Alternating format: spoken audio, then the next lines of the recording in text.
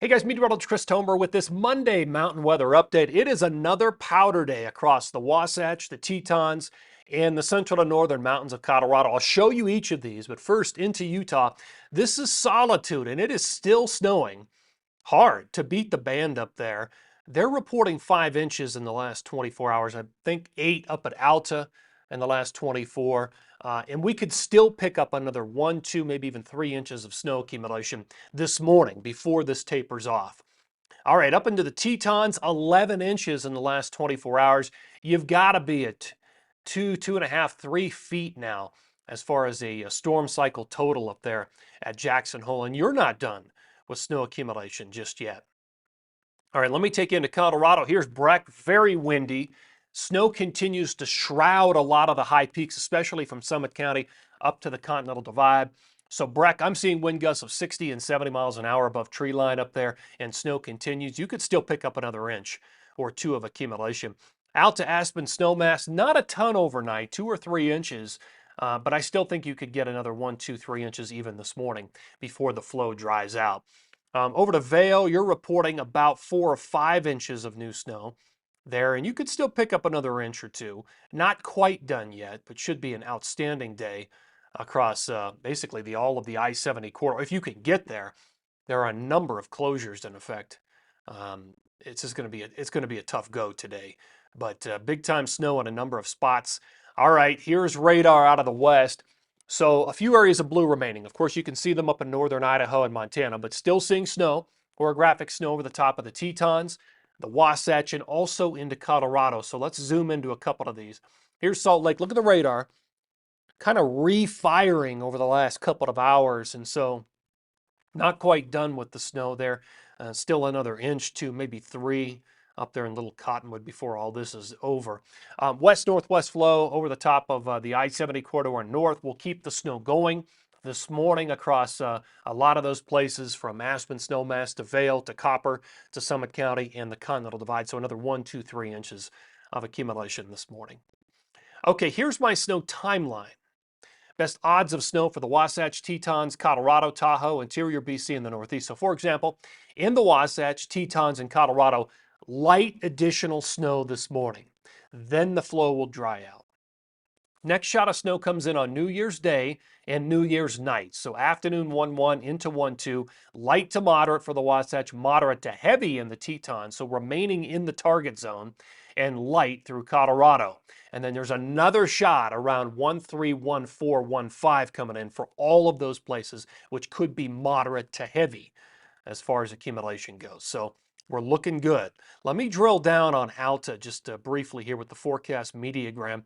And this is effective for about 9,000 feet. So this model saw the snow coming overnight, and a lot of that has already accumulated. But still, there's a little bit left, maybe another 1 or 2 inches of accumulation. Through Big and Little Cottonwood Canyons and up through parts of Park City and Deer Valley, Powder Mountain.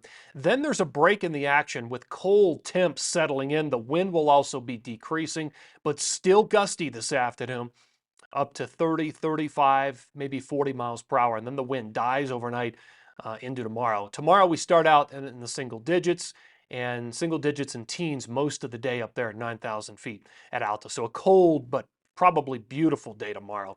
Next shot of snow comes in New Year's Day night. You can see the blues start to increase right there on the 1st into the 2nd, and there is going to be accumulation, probably light to moderate between the 1st and the 2nd. So the 2nd could be another powder day. Something to keep in mind. Okay, let's go into Colorado. Here's the time height forecast for Loveland ski area. So I'm looking for green. That's higher humidity, better odds of snow, and there's going to be some lift with the wind there through these layers. So you're looking at about a 72-hour forecast. You look at that from right to left. And so you've got the green this morning, and then it starts to fade midday into the afternoon with drier air cutting in at the upper levels. Then the next surge is that green wall. Looks like midday on the 1st, through the afternoon, through that night, into the morning of the 2nd. So that's going to be the next shot of snow. New Year's Day afternoon into the day after on the 2nd. Loveland ski area forecast for snowfall. Still some snow hanging on or shrouding the Continental Divide this morning, and then it starts to fade midday into the afternoon.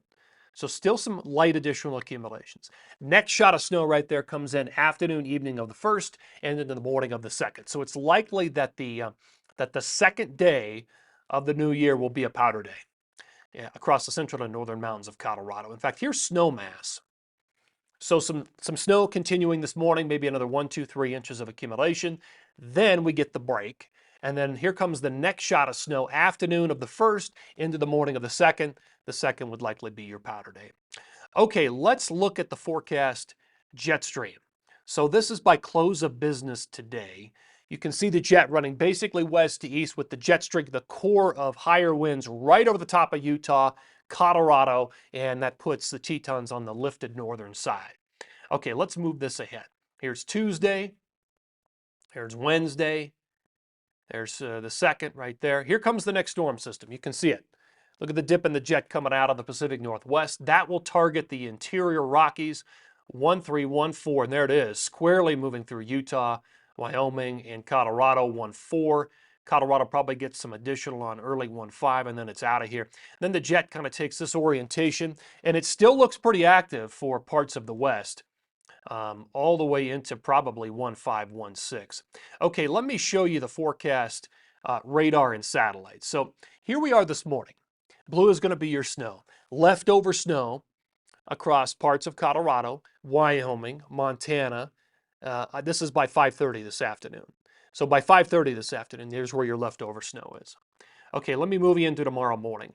By tomorrow morning, everything starts to lift to the north. Colorado and Utah dry out. Next storm system hits the Pacific Northwest. That's 1-1. Send some moisture into the interior. That's late on 1-1. Here's 1-2. That sends some snow through Idaho, Montana. The Tetons, it brushes the Wasatch, brushes the central and northern mountains of Colorado. So then that moves away. Here comes the next storm system. So this is 1-3, hitting northern California, Oregon, Washington, sending snow overrunning into Idaho, Montana, and right into the Tetons again. And here we are by 1-3 afternoon. Sierra gets a little bit of snow, and then it moves into the interior. So likely going to be a snowy Friday and Saturday for a number of places. This is 1-4 Saturday morning, snowing in the Wasatch, Tetons, Idaho, and then building into Colorado that afternoon of 1-4. And then it's still snowing early 1-5 as the storm moves away. Another storm hitting the Pacific Northwest, and that kind of runs moisture down on a west-northwest flow. So again, remaining active through 1-5, 1-6, 1-7, and probably even early 1-8. Okay, here's my snow forecast. All of today through tomorrow. Another 1, 2, maybe 3 inches of accumulation across the Wasatch, across parts of Colorado, and also parts of the Tetons and a Big Sky and a lot of Montana. 1 to 2, maybe 3 inches up there in the parts of interior BC and the Banff area. Again, that's all of today through tomorrow. Now beyond that, some pretty big totals here. This is 1-1 through 1-7, a pretty active stretch here. In the Sierra, 6 to 8 from Tahoe up to Shasta. The Pacific Northwest, 1 to 2 feet of accumulation. The Wasatch, about a foot during this time frame, potentially 2 feet over the Tetons, with just that targeted flow, storm after storm. In Colorado, looking at 4 to 12 inches. That'll probably do it for most locations. Across I-70 and north, and some accumulation down in the San Juans, and finally a bit of snow on the board here for northern New Mexico and extreme southern Colorado around Cuchara. Looking to the north, Idaho looks really good. Look at Brundage, Sun Valley, Schweitzer, potentially a foot up there around Whitefish and Snowbowl down to Discovery, Big Sky. Interior BC, anywhere from 6 to 12 inches of accumulation, so looking really good. Okay, the Northeast, some leftover rain this morning, and then the flow will change and a really cold air mass moves in by the time we get into the new year. So 1-1 through probably 1-12, there's going to be 2 or 3 different cold fronts that come straight out of the Arctic. So it looks to be heavy snow on 1-1 and 1-2 for the Northeast, and that's where we pick up the bulk of this accumulation through New York, Vermont, New Hampshire, and Maine. Potentially a foot or more for a few of the ski areas up there in the Northeast. All right, guys, we'll end on the western map here, 1-1 through 1-7, promising to be a continuation of an active flow pattern for a lot of the West. luckily brushing a number of big ski areas: Tetons, Wasatch, central to northern mountains of Colorado, Idaho, northwest Montana in the game, and so is interior BC. Guys, thanks for tuning in here. Always appreciate it. Take care and have a great day.